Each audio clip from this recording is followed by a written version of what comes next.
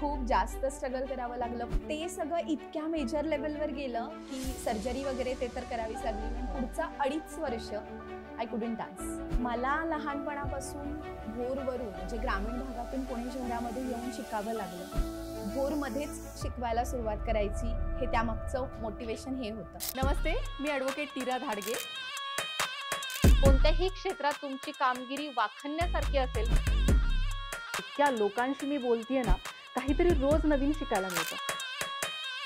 एकमेकांना मदत करण्यासाठी तुम्ही ही कम्युनिटी जॉईन करू शकता, पुणे वुमन्स क्लब.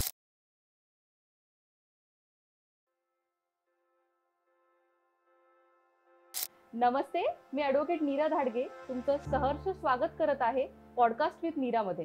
आज आपल्या बरोबर आहेत रश्मी म्हसवडे. त्या कथक विशारद आहेत. गेल्या 13 वर्ष कथक इंडस्ट्रीमध्ये काम करत आहेत. स्वतःचं त्यांचं एज्युकेशन 24 वर्ष आहे ह्या इंडस्ट्रीमध्ये. प्लस त्या शिकत 13 वर्ष अजून खूप लोकांना त्यांच्यासारखं करण्याचा प्रयत्न करत आहेत. अजून खूप काही जाणून घेऊयात आणि त्यांच्या स्टोरीपासून इन्स्पायर होऊ द्यात आज. नमस्ते मॅम. नमस्कार. काय, कशा आहात? छान.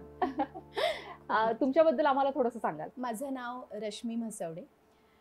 माझा जन्म भोरचा आहे. पुणे जिल्ह्यामध्ये भोर तालुका आहे. भोरमध्ये मी जन्मले, तिथेच राहिले वाढले. माझं शैक्षणिक अकॅडमिक शिक्षण जे आहे ते पूर्णपणे भोरमध्ये झालंय. आणि कथकचं शिक्षण माझं पुणे सिटीमध्ये झालं. ओके. आज तुम्ही भोरवरनं इथे आलात, आम्हाला खूप छान वाटलं. तुमच्या अकॅडमी बद्दल थोडं सांगाल? ओके. सगळ्यात पहिल्यांदा माझी जी पहिली ब्रँच सुरू झाली किंवा कलाश्री कथक अकॅडमीची सुरुवात झाली ती भोर शहरामध्येच. मला लहानपणापासून भोरवरून म्हणजे ग्रामीण भागातून पुणे शहरामध्ये येऊन शिकावं लागलं.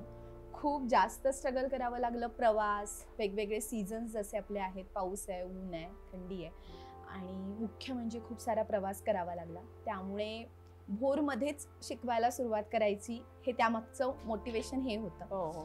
त्यामुळे 2011 साली मी भोरमध्ये माझा पहिला क्लास सुरू केला. अरे वा. आणि ग्रामीण भागामध्ये शिकवणं हाच पहिल्यापासून उद्देश राहिलेला आहे. मग भोर सोबतच मी नसरापूर आणि शिरवळ हे भोरच्या आसपासचे अजून म्हणजे भोरपेक्षा आणखी थोडे ग्रामीण असलेले भाग आहेत. तर तिथेही लहान मुलांना कथक शिकवते.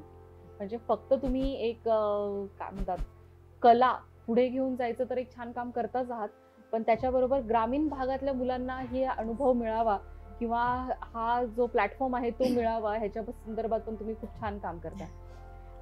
ह्याच्याच बरोबर मला आठवतंय आपण दोघी जणी भेटलो होतो. वुमन्स ऑफ सबस्टन्स हा अवॉर्ड मिळाला होता आपल्या दोघींना. संकेत हरिभक्त आणि आर्यन हरिभक्त होते आपल्या बरोबर त्यावेळी, म्हणजे अजूनही आहेत. तर तो जो अनुभव होता तुला मला पहिल्यांदा भेटायचा तो खूप छान होता. आणि तू जशी स्वतःला कॅरी करतेस तेव्हापासून मी खूप इन्स्पायर केलंय तुझ्यापासून. मला खूप म्हणजे छान वाटतं जे क्लासिकल डान्स फॉर्म जे करतात ते लोक स्वतःला खूप छान कॅरी करतात, असं माझं पहिल्यापासून मत आहे.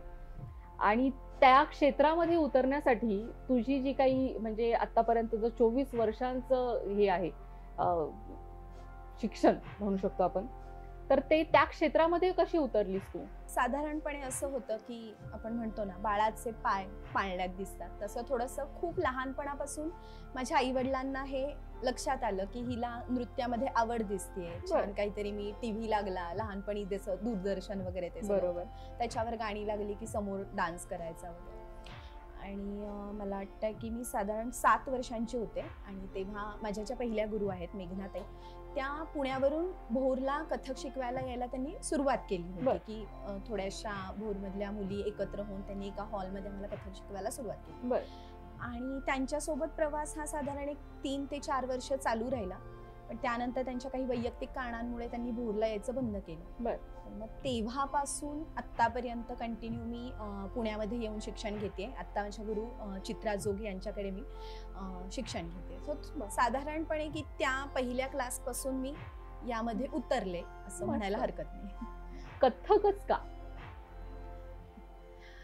मला ना खूप आवड आहे या गोष्टींची की मग आपल्या देशाची हिस्ट्री असेल, इतिहास आहे किंवा संस्कृती आहे, किंवा आपल्या देशातल्या लोककला आहेत किंवा शास्त्रीय नृत्य, शास्त्रीय संगीत आहे, या सगळ्याची मला काय माहिती पण आवड आहे लहानपणापासून. सो कथकमध्ये मला तो एक प्रकारचा सुकून मिळाला असं म्हणू शकतो, की शास्त्रीय नृत्य शिकायला मिळतं आणि ते आवडलं मला पहिल्यापासूनच. खूप छान. तू अजून डान्स फॉर्म्स ट्राय केलेले आहेत? डान्स फॉर्म्स ट्राय म्हणजे मी ऑथेंटिक ट्रेनिंग नाही घेतलंय त्यामधलं, पण आता स्टुडंट्ससाठी काही गोष्टी कराव्या लागतात, कारण बरेच जण वेगवेगळ्या स्पर्धांना उतरत असतात, वेगवेगळ्या कार्यक्रमांमध्ये त्यांच्या ज्या डिमांड्स असतात की कधी फोक करायचंय, कधी सेमी क्लासिकल, कधी बॉली फ्युजन, तर ह्या गोष्टी मी म्हणजे वेगवेगळे प्रयोग करत असते. Okay okay. तुझं आवडीचा एखादा परफॉर्मन्स, त्याचं नाव वगैरे आम्हाला सांगू शकशील का? आवडीचा परफॉर्मन्स म्हणजे प्रकार हवाय प्रकार. ठीक. मला कथक मधला अभिनय पक्ष जो आहे तो करायला खूप आवडतो. शुद्ध कथक मध्ये ताल सेक्शन येतं, म्हणजे ताल प्रेझेंटेशन, तबला आणि पेटी बरोबर तुम्ही किंवा सारंगी, बासुरी, सितार या वाद्यांबरोबर लाईव्ह प्रेझेंटेशन करू शकता. त्यामध्ये ताल सेक्शन आहे आणि अभिनय पक्ष असतो. त्यातला अभिनय पक्ष करायला मला जास्त आवडतो, खूप आवडतो. ओके. मला ना म्हणजे असं कधी कधी वाटतं डान्स हे ना आपण श्वास जसा घेतो ना तसा कधी कधी आनंद मिळतो. म्हणजे कधी आपण रेग्युलरली रिअलाइज नाही होत आपल्याला आपण श्वास घेतोय, पण जेव्हा रिअलाइज होतं ना आणि आपण जेव्हा 5 मिनिटं त्याच्यावरती लक्ष देतो त्यावेळी आपल्याला असं एकदम जाणवतं की हा बाबा हा काहीतरी वेगळा प्रकार आहे, एकदम जाणवतं. तसं डान्स आहे की डान्स आपण त्या दृष्टीने पुढे पुढे घेऊन जातो, किंवा तो जो आनंद असतो तो तू शब्दामध्ये सांगू शकशील? नक्कीच. या आता हा प्रश्न विचारला यावरून मला एक गोष्ट आठवली ती मी इथे नमूद करू इच्छिते. कुठलाही डान्सर असेल किंवा एखादा ॲथलेट असेल, स्पोर्ट्स पर्सन असेल, या सगळ्यांनाच रेग्युलर त्यांची जी काही त्यांचा रियाज आहे, त्यांची स्पोर्ट्स पर्सन असेल त्यांची ग्राउंड प्रॅक्टिस आहे वगैरे, हे सगळं खूप जास्त महत्त्वाचं असतं. आणि ते जर कुठेतरी थांबलं तर आपला श्वास थांबतोय की काय असं एक भावना तयार होते. आणि याचा खूप मोठा अनुभव मी घेतला. माझं जेव्हा कथकचं अलंकार चालू होतं, अलंकार म्हणून एक परीक्षा असते, ती परीक्षा सुरू होती आणि त्या दरम्यान माझ्या पायाला लागलं, इंजुरी झाली, इंजर्ड झाला लेग माझा. आणि परीक्षा अगदी 3 दिवसावर आली होती म्हणून मी तिकडे इग्नोर केलं आणि तशीच परीक्षा दिली. पण त्यानंतर त्याचा इतका मेजर इम्पॅक्ट झाला की माझं राईट अँकलला लिगामेंट तयार झालं. आणि ते सगळं इतक्या मेजर लेवलवर गेलं की सर्जरी वगैरे ते तर करावीच लागली. पण पुढचा 2.5 वर्ष आय कुडंट डान्स. अरे बापरे. मग तो जो काळ होता तो खूप अवघड होता माझ्यासाठी. तर तेव्हा मला हे जास्त प्रकर्षाने जाणवलं बरोबर की हा श्वास आहे आपला. हो हो हो. नाही आहेच आहे, खरंच आहे. ज्यासाठी आपण एवढ्या सगळ्या गोष्टी करतो आणि तेच जर मध्ये थांबलं तर आपल्याला त्याचा त्रास तर होतोच. आणि पुढे एकटी असते ना की कंटिन्यू नाही करू शकत, ही जी भावना असते ती खूप त्रास देणारी असते. तुझं आताचे क्लासेस चालू आहे, तू अकॅडमी चालवतेस, तू स्वतः पण शिक्षण घेतेस, तू ह्या सगळ्या गोष्टी करतेस, त्याच्याबरोबर तू घरचं तुझं स्वतःचा वेळ, स्वतःला पण वेळ द्यावा लागतो आपल्याला, तो कसा मॅनेज करतेस? प्रश्न खूप इंटरेस्टिंग आहे. थोडंसं अवघड जातं असं मी म्हणेन. वैयक्तिक गोष्टींकरता वेळ देणं, कुटुंबाकरता वेळ देणं हे थोडंसं अवघड जातं. कारण की माझे क्लास 3 ठिकाणी आहेत, शिवाय मी ऑनलाईन प्लॅटफॉर्म्स थ्रूही शिकवते. आणि मग वेगवेगळ्या देशातले जे लोक आहेत त्यांच्या टाइम झोन प्रमाणे थोडेसे क्लासेसचे टायमिंग्स खूपच विचित्र आहेत. शिवाय वेगवेगळे कार्यक्रम सुरू असतात, मुलांच्या स्पर्धा सुरू असतात, त्यांच्या कोरिओग्राफीज असतील किंवा काय. आणि मी संस्कार भारतीचं सुद्धा काम करते. संस्कार भारती पश्चिम प्रांत म्हणजे नाशिक जिल्ह्यापासून सोलापूर जिल्हा एवढ्या प्रांतावर नृत्यविद्या सहसंयोजिका म्हणून काम करते. ती संधी मिळाली आहे मला. आणि हे सगळं सांभाळत असताना थोडंसं, आणि प्लस स्वतःचा रियाज, माझं पुढचं शिक्षण चालू आहे, माझ्या गुरूंकडे शिक्षण चालू आहे, हे सगळं करताना थोडं अवघड जातं.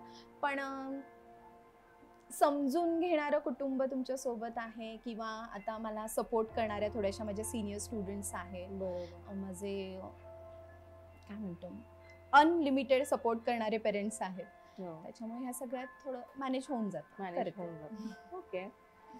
मी नेहमी तुला फॉलो करत असते. जेव्हापासून आपण भेटलोय तेव्हापासून मी तुझे रेग्युलरली व्हिडिओज पण बघते. तुझं रेग्युलरली रुटीन पण मला बऱ्यापैकी तुझ्या ह्याच्यामधनं कळतं. तुझं एक सकाळचं रुटीन आहे आणि मला असं वाटतं की त्या सगळ्या गोष्टींमुळेच तू आतापर्यंत जे काही करतेस ते पार पडत आलेली आहे. तर ते रुटीन आमच्याबरोबर शेअर करशील का? सकाळचं रुटीन असं आहे की साधारण 5:30च्या दरम्यान उठणं आणि योगासनं, प्राणायाम या गोष्टी, कारण ते आपल्याला एक रुटीन सेट करून देतं. आपली फिजिक जे आहे ते सांभाळायला मदत करतं. बरोबर. आणि त्यानंतर आवरल्यानंतर मग रोजचा रियाज आणि मग दुपारपासून पुढे क्लासेस असं साधारण. मस्त. एक रॅपिड फायर आपण खेळणार आहे तुझ्या बरोबर. तुझ्या आवडीचं पुस्तक सांग. माझ्या आवडीचं पुस्तक वपू काळे यांचं आहे, वाईज अँड अदर वर्ड्स. अरे वा. तुझी आवडती व्यक्ती? माझी आई. तुझे मेंटॉर? माझ्या गुरु चित्राचं. तुला असे खूप लोक आहेत. मी आवर्जून इथे मेन्शन करेन की मी ज्या ज्या क्षेत्रांमध्ये काम करते, माझ्या कथकच्या गुरु तर आहेच आहे, शिवाय माझे संस्कार भारतीमधलेही काही मोठे पदाधिकारी आहेत, काही मार्गदर्शन करणारे गुरुजन आहेत, माझ्या शाळेमधले, माझ्या कॉलेजमधले काही प्राध्यापक मॅडम आहेत, सर आहेत, असे खूप लोक आजूबाजूला आहेत की ज्यांच्या त्या वेळेला मला सपोर्ट खूप महत्त्वाचा ठरला आणि त्यावेळेला त्यांनी मला विश्वास दाखवला, माझ्यावर सपोर्ट केला, म्हणून मग मला वेगवेगळ्यापर्यंत यायला संधी मिळाली. तुझं आवडीचं गाणं? फास्ट. खूप सारी गाणी. मी असं म्हणेन कथक मधली कुठलीही बंदिश मला आवडते. ओके. वर्स्ट ऍडवाइस तू आतापर्यंत रिसीव्ह केलेली? Worst advice? डान्स मध्ये काय ठेवलंय? येस. आणि बेस्ट ऍडवाइस तू आतापर्यंत घेतलेली? बेस्ट ऍडवाइस हाच होता की तू एक कलाकार आहेस आणि माझं अकॅडमिक्स सायन्स फॅकल्टीतून झालं आणि जेव्हा 10वी नंतर आपण तो निर्णय घेत असतो तेव्हा मला असेच काही जे मेंटर्स होते, वेलविशर्स होते, त्यांनी सांगितलं की तू एक कलाकार आहेस आणि तू इकडे नको जाऊ, तू आर्ट्समधून गेल्यानंतर तुला पूर्ण वेळ मिळेल तुझ्या कलेकडे लक्ष द्यायला. ॲक्च्युली मी केलं पूर्ण दोन्हीही, इकडेही मास्टर्स पूर्ण केलं आणि डान्सही, पण खूप त्रास झाला दोन्ही हँडल करताना. सो फक्त कलेकडे फोकस कर, हा जो तेव्हाचा ॲडवाइस होता तो मी ह्या मास्टर्स नंतर इकडे आता फुल टाइम मी डान्सकडे लक्ष देते. ओके. तुझे फ्युचर प्लॅन्स सांगशील आम्हाला? फ्युचर प्लॅन्स ॲज इन खरं तर ती खूप लॉंग टर्म जर्नी आहे. जसं इथे आपण आता पुण्याला सांस्कृतिक राजधानी म्हटलं जातं, तर पुण्यामध्ये जे शास्त्रीय संगीतासाठी, शास्त्रीय नृत्यासाठी जे वातावरण आहे किंवा दर्दी लोक आहेत, जाणकार श्रोते आहेत, रसिक प्रेक्षक आहेत, तर ग्रामीण भागामध्ये तो ओरा नाहीये, ते वातावरण नाहीये. तर मला माझ्या कामामधून अशी इच्छा आहे, म्हणजे स्वप्न आहे की माझ्या कामामधून मला लोकांना शास्त्रीय नृत्याबद्दलची थोडीशी ओढ किंवा गोडी लावायची ग्रामीण भागामध्ये. आणि प्रयत्न करायचा की पुण्यासारखं वातावरण सांस्कृतिक दृष्ट्या माझ्या ग्रामीण भागातही तयार होईल. मस्त. खूप छान वाटलं रश्मी, तू आज आमच्यापर्यंत आलीस आणि आम्हाला हे सगळं सांगितलं. तुझी जर्नी खूप इन्स्पायरिंग आहे आणि ह्या सगळ्या गोष्टी तू ॲट ए टाइम करतेस.